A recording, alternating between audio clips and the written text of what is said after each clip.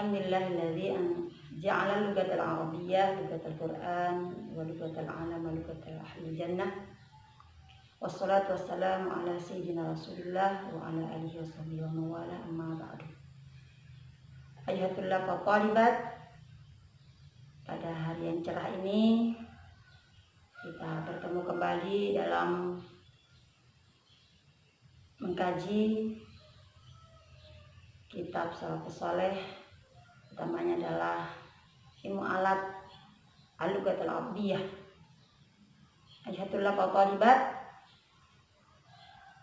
dalam mengisi liburan kalian karena adanya wabah corona, pada hari ini kita akan murajaah, akan review kembali pelajaran-pelajaran madah-madah yang dipelajari di pondok, supaya kalian tidak lupa.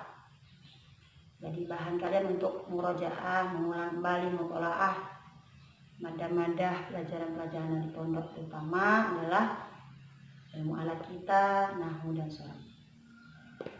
Ayatullah wa talibat, pada hari ini kita akan kembali mengulas sebuah kitab yang sangat fenomenal dan sangat luar biasa, yaitu sebuah kitab nahwu yang tentunya kalian sudah sangat familiar, sangat kenal, yaitu kitab Matnul Ajrumiyah, yaitu karya dari seorang ulama yang bernama Al-Imam As-Sanhaji. Kitab ini merupakan kitab yang sangat luar biasa, yang pola awal sampai akhirnya menjadi rujukan kitab-kitab besar di dalam musyarahnya. Misalnya kitab Muhtasar Jiddan atau Syarah Dahlan, kemudian Kawakib, Mutammimah dan sebagainya. Sehingga dalam keyakinan kami, keyakinan Umi khususnya, kitab ini sangat luar biasa keberkahannya. Kalau kita mampu menguasainya, memahaminya, insya Allah pembelajaran nahwu, khususnya pembelajaran bahasa Arab pada umumnya, akan sangat sangat dipermudah, sangat mudah kita mempelajarinya. Kama qad arabtum, bagaimana kalian mengetahui bahwa di dalam kitab Jurumiyah ini diawali dengan babul kalam. Ayatullah wa talibat, pada hari ini kita akan kembali mengulas tentang babul kalam. Tentunya ini adalah bagi kita, bagi kalian para mubtadiin, karena sebatas ilmu pengetahuan yang sangat sedikit dari Umi. Apa yang Umi tahu itu yang akan kita tentunya pelajari.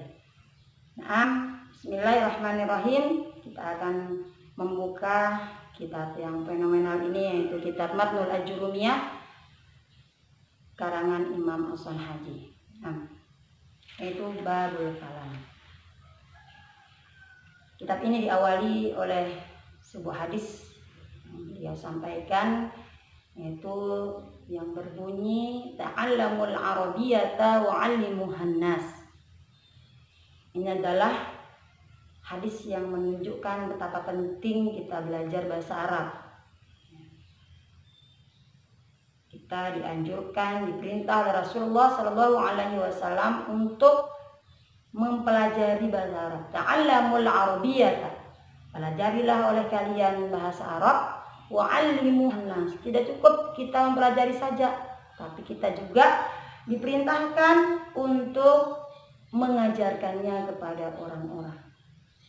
Ayatullah wa talibat, mudah-mudahan kita termasuk orang-orang yang bersemangat, yang penuh gairah untuk senantiasa menghidupkan bahasa Arab, mempelajari bahasa Arab.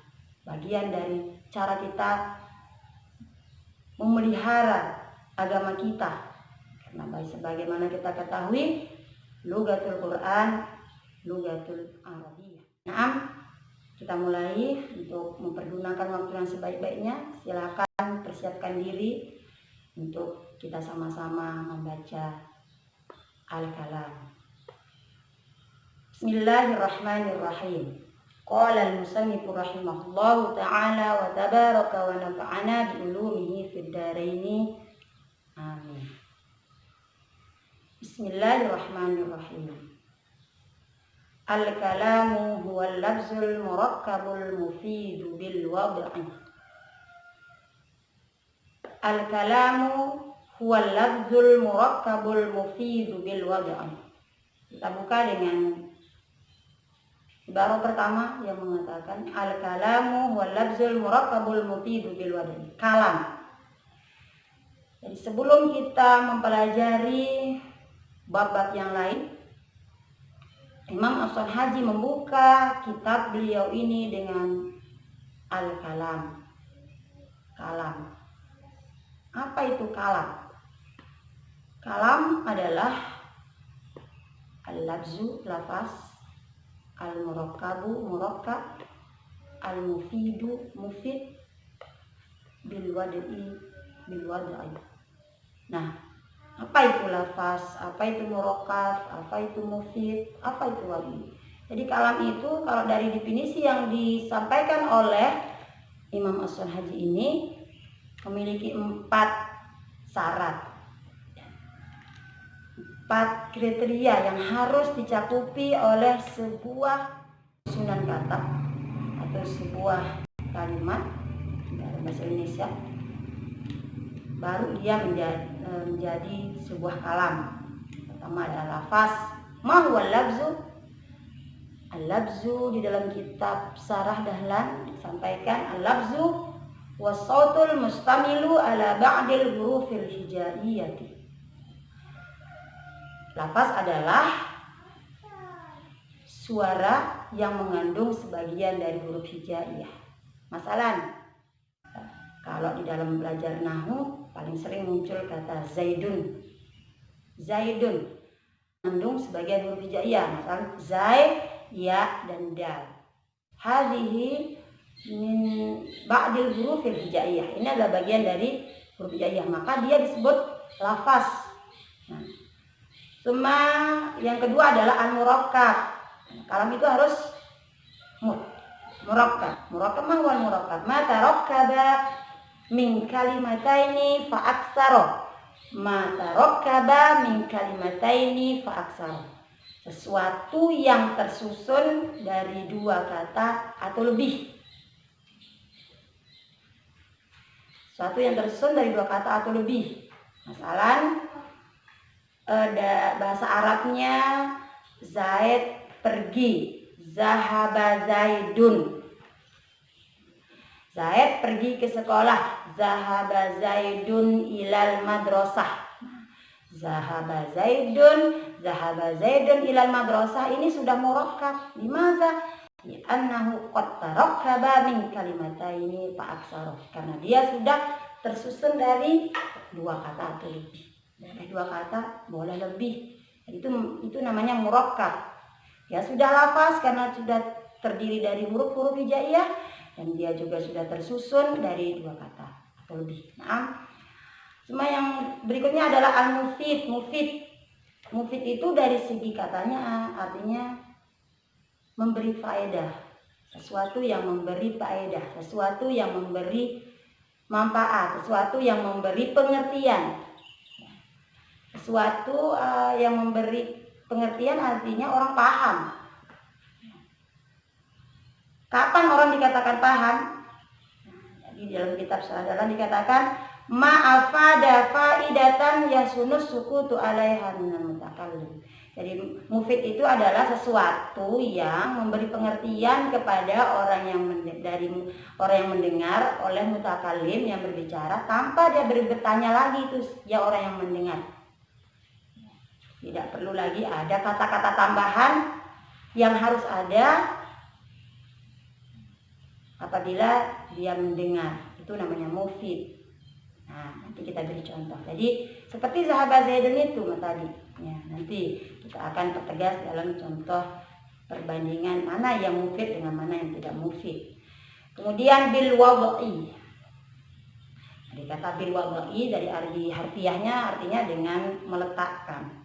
Bilwadai meletakkan pada tempatnya. Ini di sini dimaksud bilwadai dalam para ulama nahwu mensyarahnya dengan menggunakan bahasa Arab. Jadi kalam ini, istilah kalam ini khusus untuk bahasa Arab jadinya. Jadi bilwadai menggunakan bahasa Arab. Jadi kalam itu adalah lapas yang tersusun memberi pengertian menggunakan bahasa Arab dengan rincian-rincian syarat-syarat yang tadi. Naam, ayuhatul talibat, hal fahimtum hadza? Nah, kita mulai coba kita contohkan mana yang kalam dan mana yang tidak. Seperti apa tadi kita pakai zahaba. Makna zahaba pergi.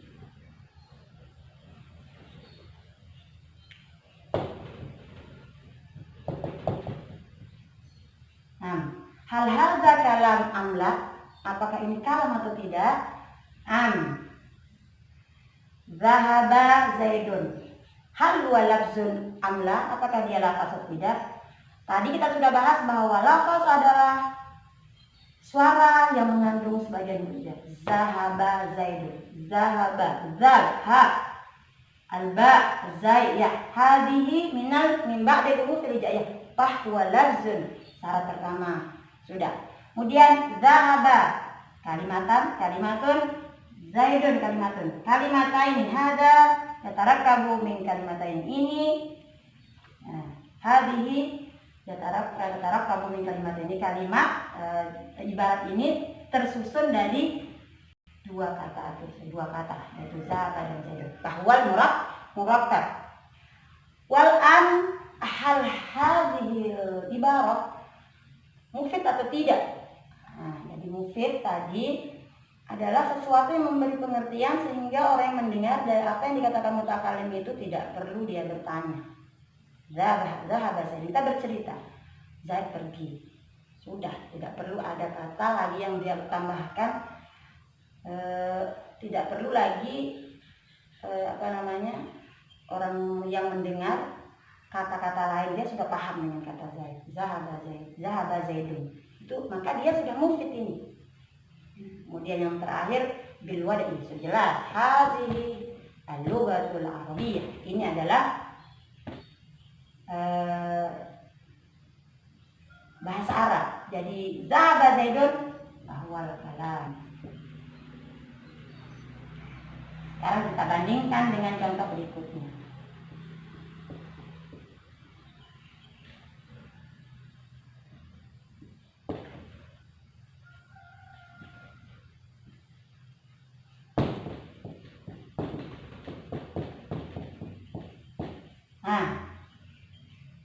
In zahaba Zaidun hal hazihil ibarah kalam amla. Apakah ini kalam atau tidak? Kita teliti apakah dia sudah melafaz, murakkab, mufid, wad'i. Pertama lafaz. Lafaz ya sudah mengandung sebagian huruf hijaiyah. Kemudian murakkab ini saja dua murakkab, apalagi ini tiga. In sahabat Zaidun murakkab. Kemudian mufid biasanya kita teliti dari segi arti, ya, dari segi arti. In zahaba Zaidun, dari segi susunannya. Jadi sini murakkab sudah. Cuma sekarang kita teliti untuk mufidnya. In zahaba Zaidun. Apa arti in? Apabila pergi Zaid pergi. Nah, apabila di dalam pembelajaran bahasa biasanya itu ada istilahnya hubungan sebab akibat. Nah, apabila ada kata apabila, pasti akan muncul kata maka. Sehingga in ini, kapan ada in, pasti ada kata yang harus setelahnya. Jadi kita bercerita jika Zaid pergi, maka si pendengar yang kita ceritakan dia akan bertanya, kenapa jika Zaid pergi? Apa yang akan terjadi? Nah gitu. Jadi maka ini dia belum mufid namanya. Kenapa? Karena dia membutuhkan jawabnya, ada fa. Jadi membutuhkan, karena masih membutuhkan kata-kata berikutnya, maka dia bukan mufid. Bahwa maka dia bukan kalam. Ya sudah wajib. Jadi dia tidak memenuhi syarat mufid saja ini. maka dia bukan kalam. Walaupun dia sudah lafaz, walaupun dia sudah murakkab, tapi dia tidak mufid. Walaupun dia sudah wadai juga, tapi bukan kalam. Tentu, baiklah, untuk hari ini kita cukupkan dulu pelajaran kita. Kita awali tadi dengan babul kalam. Insyaallah kita lanjutkan pada sesi berikutnya. Jadi kesimpulannya, saya ingin menyimpulkan kalam itu adalah susunan-susunan bahasa Arab yang mempunyai syarat, lafaz, murakkab, mufid, dan wadai. Jadi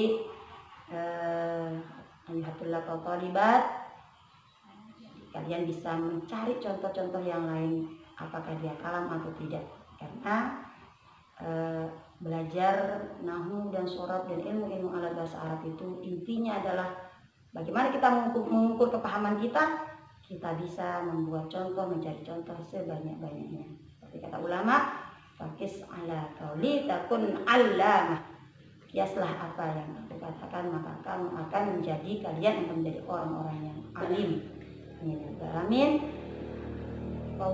Mungkin untuk hari ini kita cukupkan.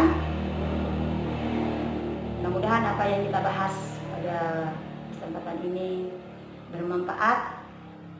Apabila ada yang nanti ditanyakan, bisa bertanya.